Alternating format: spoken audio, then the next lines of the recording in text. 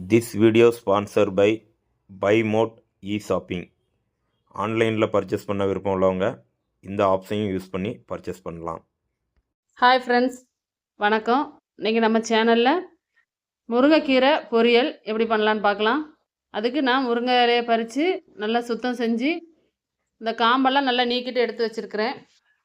வாங்க இப்போ நம்ம எப்படி செய்யலான்னு பார்ப்போம். கடாயில் 4 ஸ்பூன் எண்ணெய்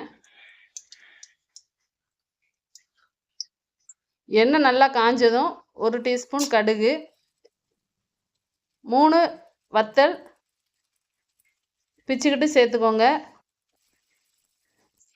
அதுக்கப்புறம் 1 கப்பு சின்ன வெங்காயம். சின்ன வெங்காயம் தான் கீரைக்கு ரொம்ப டேஸ்ட்டாக கொடுக்கும். அதனால் முடிஞ்ச அளவுக்கு சின்ன வெங்காயம் சேர்த்துக்கோங்க. சின்ன வெங்காயம் கிடைக்கலன்னா பெரிய வெங்காயம் யூஸ் பண்ணிக்கலாம். வெங்காயம் வதங்கிக்கிட்டு இருக்கும்போது 1 கொத்து கருவேப்பிலை அதோடு சேர்த்து வதக்கிக்கோங்க. கருவேப்பிலை நிறைய சேர்க்க வேண்டாம். இப்போ கீரை இது கூட ஆட் பண்ணிக்கணும். வெங்காயம் ஓரளவு வதங்கிடுச்சு, கீரை ஆட் பண்ணிக்கணும். நம்ம கீரை கழுவிட்டு சேர்க்குறனால அதில் ஏற்கனவே தண்ணி இருக்கும். அதனால் எக்ஸ்ட்ரா தண்ணி சேர்க்க வேணாம். இந்த தண்ணியே போதும். அதுலேயே நம்மளுக்கு கீரை நல்லா வதங்கி வந்துடும். இப்போ லைட்டாக கலந்து வச்சுக்கலாம். கொஞ்சம் நேரம் கழித்து திரும்ப கிளறி விட்டோம்னா நல்லா கிளறி வரும். இப்போ கீரைக்கு தேவையான தேங்காய், 2 பத்தை தேங்காய், 1 ஸ்பூன் சீரகம் சேர்த்து அதை கொஞ்சம் நைஸாக குறப்பாக அரைச்சி வச்சுக்கோங்க. தண்ணி விட்டு விழுது மாதிரி அரைக்க வேண்டாம். இப்போ நம்ம கீரை நல்லா கிளறி விட்டுக்கலாம்.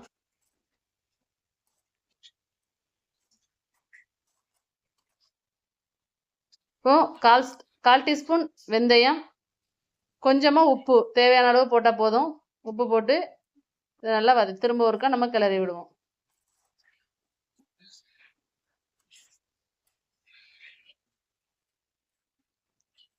மூடி போட்டு வேக வைக்கணும். இப்போ பாருங்க, கீரை ஓரளவு நல்லா வதங்கிருச்சு.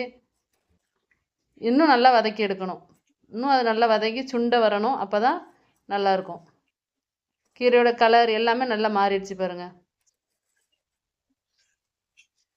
இப்போ தான் கீரை நல்லா வதங்கியிருக்கு. நல்லா அடியிலையும் பாருங்கள், எந்த தண்ணியுமே இல்லை, நல்லா சுருண்டு வந்துருச்சு. இப்போ நம்ம அரைச்சி வச்சுருக்க தேங்காய், இதையும் கீரையோட சேர்த்து நல்லா கிளறி விட்டுக்கலாம். தேங்காயோட சேர்த்து நல்லா கிளறி விடுங்க. தேங்காய் நமக்கு அந்த இதுலேயே அந்த எண்ணெயிலே அதுவும் சேர்ந்து வதங்கி கீரையோட நல்லா ஒட்டி வரணும். அப்போ தான் சாப்பிட நல்லாயிருக்கும்.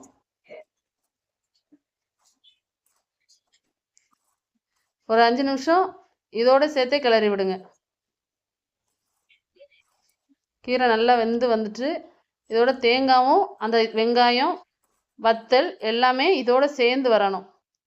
இப்போ பொரியல் ரெடி ஆயிடுச்சு. நீங்களும் இதே மாதிரி செஞ்சு பாருங்கள். இந்த வீடியோ பிடிச்சிருந்தா சேனலுக்கு சப்ஸ்கிரைப் பண்ணிக்கோங்க. தேங்க்யூ.